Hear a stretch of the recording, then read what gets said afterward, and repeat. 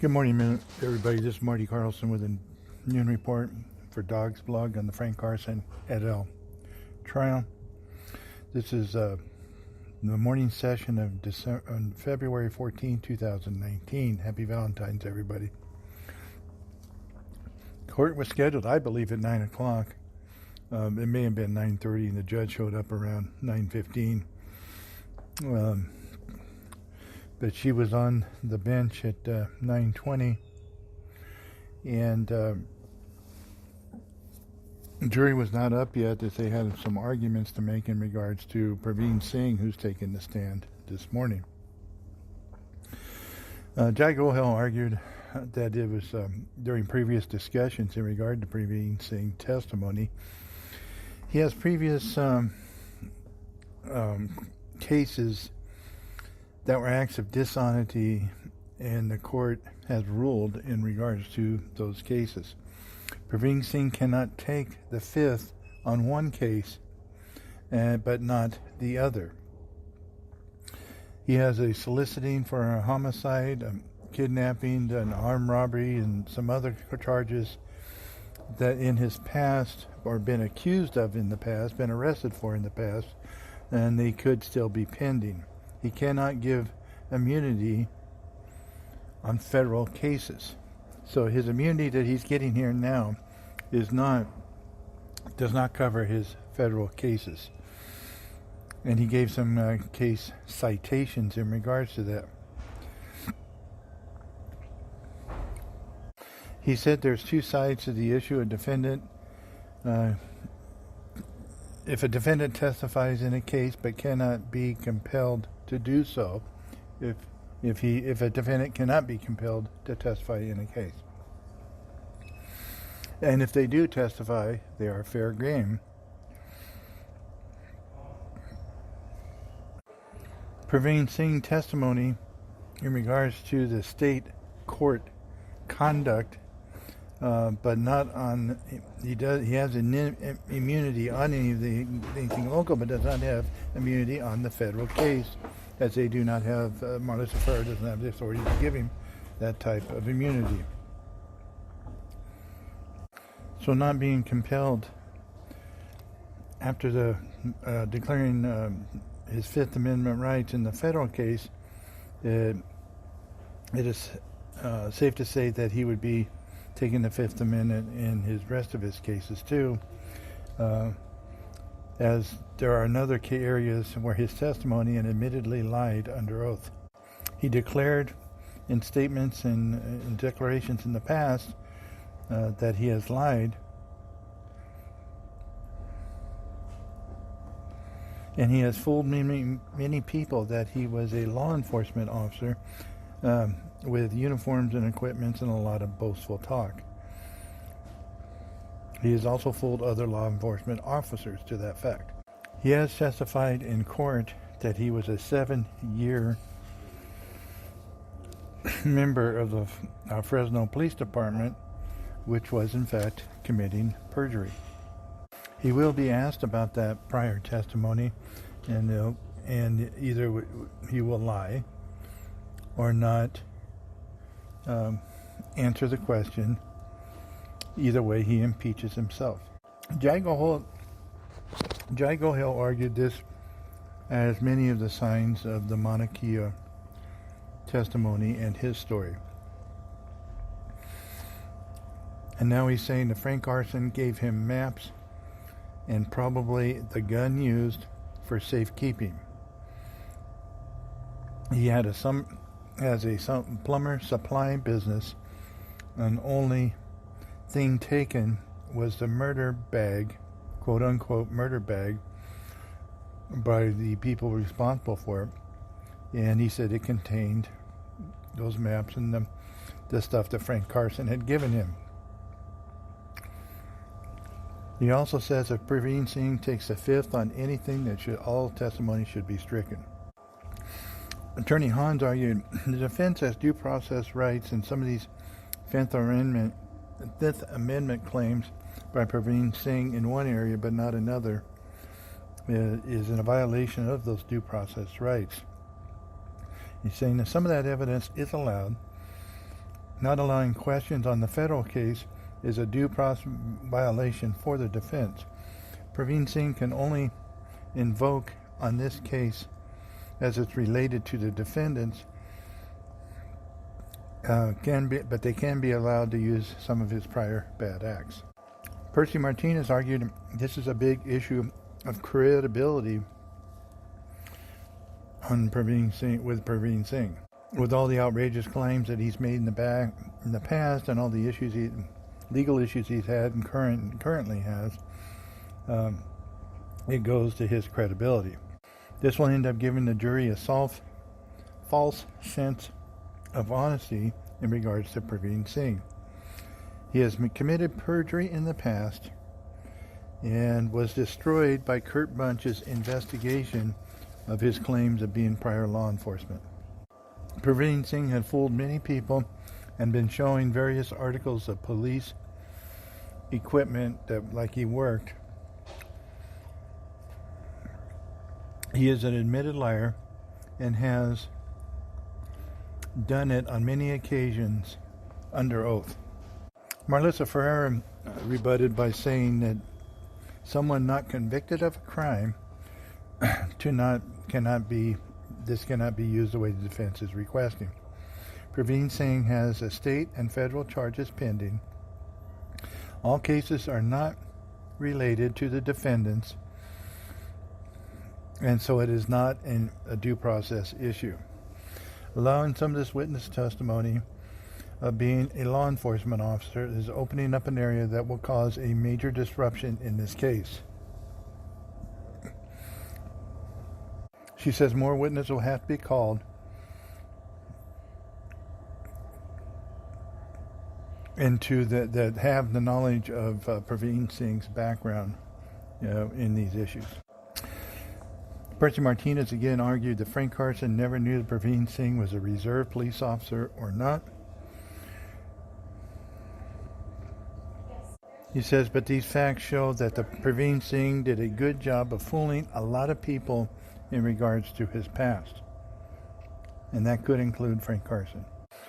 Jai Gohil says this witness is obviously going to take a lot of time. The district attorney knows this, and the witness has perjured himself prior in court and still choosing to put him on. Defense has witnesses also they can call to show that he had fooled just about everyone. The attorneys were done arguing. Judge Inigo says the issue and concerns are, and she noted that all of the witnesses in this case every one of them seemed to have a lot of baggage. And the DA is aware of it, and she can do as she sees fit the way she wants to present the case. So also, a second issue that was brought up by Percy Martinez that Marlissa Ferreira had told him the other day that Praveen Singh is claiming that Percy Martinez had represented him on a prior case and he had a conflict. And apparently this is when Frank Carson was taken into custody in August of 2015. Percy Martinez did make some appearances to make sure the clients were taken care of as far as getting new attorneys. Praveen Singh came to his office and Percy Martinez advised him he had a conflict, and he did appear in October with Praveen Singh to confirm that he had received another counsel. Apparently also Praveen Singh had told Marlissa Ferreira that he had given Percy Martinez some information in regards to either his case or sensitive information on his case or the Carson case or one of those in Percy Martinez. And they said he did not. Marlissa Ferreira said Praveen Singh can be asked all this when Percy Martinez does his cross.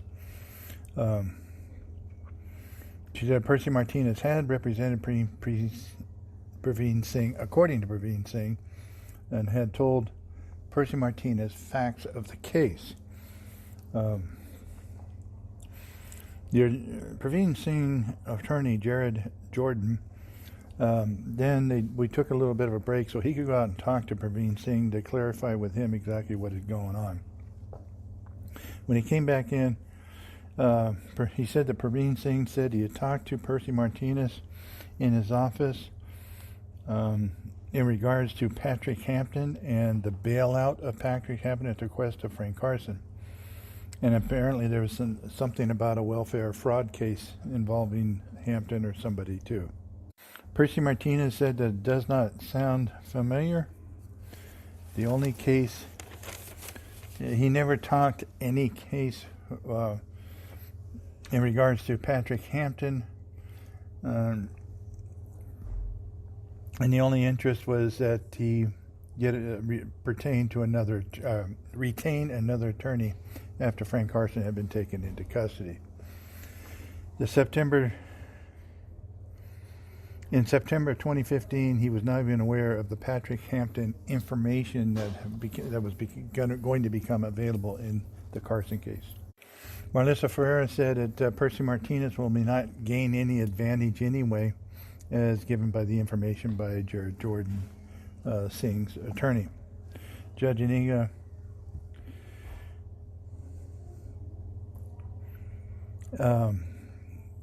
tells Percy Martinez to take a waiver from Frank Carson just to be on the safe side, and if in case something does come up, and so Frank Carson is clear on the record that he still wants Percy to represent him, and we all know he does. And out of abundance of caution, Frank Carson is voir dired by Percy Martinez to any conflicts of interest. Jury was called up at 10:43 after we took a short break, and Praveen Singh was called to the stand. Praveen Singh has testified that he had known Frank Carson since he was a little kid. He knew him through his parents, who apparently got to know Frank Carson as they were running a janitorial service or something along that line, where Frank Carson was working at the time. He got to know the whole family. His family never had a business with Frank Carson, but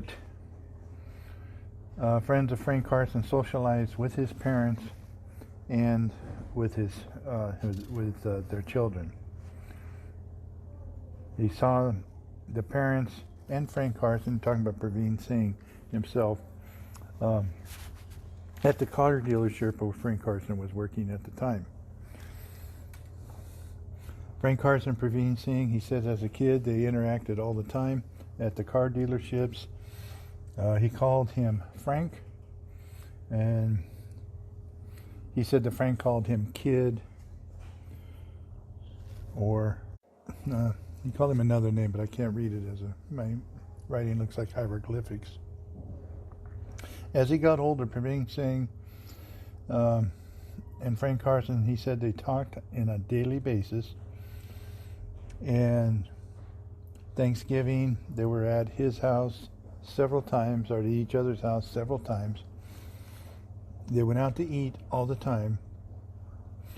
He said early on, when he was younger, he had volunteered with Modesto Police Department around 95 to 2001 as an explorer. And he talked to Frank Carson during the time that he was an explorer with MPD. He said he worked but never charged Frank Carson for doing investigation, and he had a landscaping business and he'd do his yards. He never charged him any money. Frank Carson always helped him and his family with different type of things, and Frank Carson represented him on a case several years ago.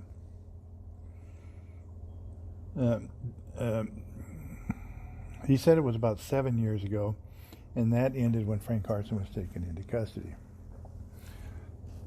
Praveen Singh had a plumbing and electrical business, real estate, bail bond, landscape, and I think he did some auto detailing or dealing or something also. He also had, Frank Carson had asked him to post bail for Patrick Hampton, It was a $100,000 bail. The fee was $10,000. Hampton was referred for the bail. It was about 7 years ago, and Hampton never paid him the entire amount that he was due. Frank Carson had called Praveen Singh and Praveen said that he had told him that Patrick Hampton was going to jail because he had bailed out and then immediately didn't make it to his next court date.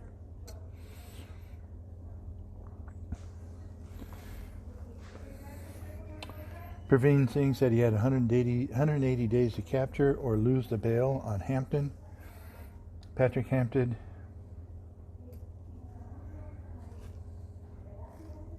Praveen Singh did capture Hampton eventually, he said, along with the sheriff's department.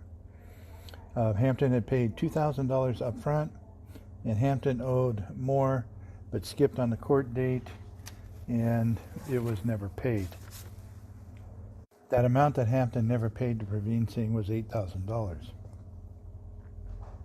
Frank Carson, he said, was upset when he found out Hampton had skipped because and owed him money also, but it was skipped because Frank Carson said he had him a deal for time served. He would not do any more jail time. But he said, Praveen Singh said he never received many bails from Frank Carson or any other in regards to Patrick Hampton. His plumbing business is on McHenry Avenue, and in 2018, the business was not known to Frank Carson or anyone related to him as far as he knows.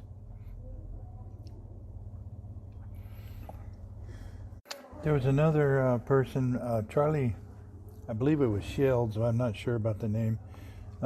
He knew her from coming to the Frank Carson office. They were friends with Frank Carson. And they came to Praveen Singh businesses, as did Frank Carson, in regards to talking about some of the other ones, like the real estate businesses and such.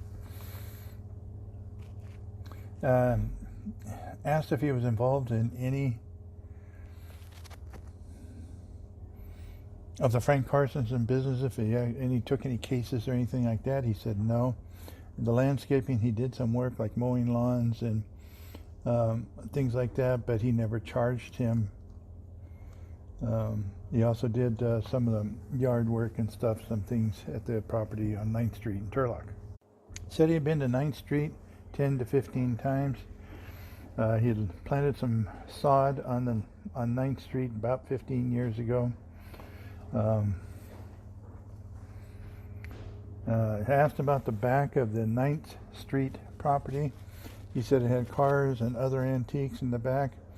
Been to Frank Carson's home multiple times from 95 to 2014, and Frank Carson came to his house maybe 15 to 20 times. Praveen Singh said he did trust Frank Carson and vice versa. He knew they trusted each other. They shared things until he got arrested. He said Frank Carson's office on 15th Street, and Frank Carson would be there constantly, along with Jessica, Georgia, Charlie Gaines also worked here. He was asked about Ryan Schmidt, the handyman, was there on occasion, and he says Ryan Schmidt was there 4 to 5 times a week. Sometimes on the weekend he would be doing work. He had also seen his stepdaughters Dana and Christina and seen them in the office at times. He said he was working as a private investigator, but he was not working under his own license. He worked initially for Calhoun Calhoun Investigations for 2 years, and Spy for You for about 3 years, and then Spy My Heart with Steve Newton after that. He worked together with Steve Newton, and Praveen Singh worked some Frank Carson cases while he was working for Steve Newton. He was asked if Frank Carson ever talked in regards to problems on 9th Street. He said yes, I did hear about that. Said people were stealing out of the containers on the property. And Frank Carson was upset the police not doing anything about it. He said that Frank Carson said about 10 times they had been broken into. Frank Carson said he was trying to find out who was doing it, and at times Frank Carson was sleeping in the back of the property, but he said he never said where he was sleeping. Frank Carson, he also said that Frank Carson was sleeping in the back with a shotgun. He was asked if he recalled his 6/6 of 2018 interview with Steve Jacobson in regards to Frank Carson in the backyard. He didn't really recall that, and she moved on, and I was kind of surprised she did. Frank Carson, around 10 or 12 times he was sleeping in the back of the property. He had conversations in the law office in regards with Georgia and PRAVEEN SINGH about being in the back. And of course the reason he was doing that was because people were breaking in back there. And so now Singh saying that he had a shotgun while he was back there. He also said that Frank Carson said he would shoot anyone that he caught in the back there. Frank Carson was always there, he said, in the mornings. Ryan Schmidt was always there in the mornings. And Ryan Schmidt asked him if he ever caught anyone. Frank Carson, no yet, not yet, but I will. He said Frank Carson was upset because he's known him all his life. He could tell he was upset. She asked him if Georgia DeFilippo was ever present. He said no. And was she ever talk about the stealing? And he said, yeah, she talked about it as some. And she said that Frank Carson was sleeping in the back lot. This is a conversation that occurred in the office. Georgia DeFilippo ever say if Frank Carson was armed? She said yes.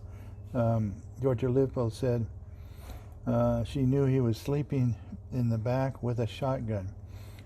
Did not recall Christine DeFilippo present when they were asking about that. He told Steve Jacobson about Christine DeFilippo calling her mom and telling Frank Carson showing up and is in the back, would see his car out there or something. Christine DeFilippo told to call Frank Carson if anybody was on the property. He was aware of that. At the law office, PRAVEEN SINGH said that Frank Carson said if he ever caught anybody, PRAVEEN SINGH said if he ever caught anybody to call Frank Carson, was what he was told, to call Frank. And Ron Schmidt was told to put up lights on the property. He never did. PRAVEEN SINGH never did any fence repair. He said there were some boards broken on the fence. The fence was not a wooden board. This fence was a chain link fence that had to be repaired. The work that Ryan Schmidt had to do, he said, was on fixing cut locks. The back fence had broken boards. He said it again, but it was a cyclone fence, not a wooden fence. Around 2011, 2012, the fence is climbed. People were climbing the fence to steal. In 2002, when Frank Carson was sleeping back in 2012, when he was back sleeping around in the backyard, she refreshed his memory with transcript from the Steve Jacobson interview in regards to Frank Carson sleeping in the back. Frank Carson slept by the red bus, and she had him describe the bus, and he says a red double-decker bus, an old bus sitting in the back. He didn't recall if he slept anywhere else. He said he was told at one time that he had may have slept under some old cars on the back lot. That was it for lunch, or for the morning session. We broke for lunch, and we'll be back at 1:30 for the attorneys. The jury is going to come back a few minutes later. She's got some other issues to talk about, as she always does. And don't forget the podcast tonight. Have a good Valentine's, everybody.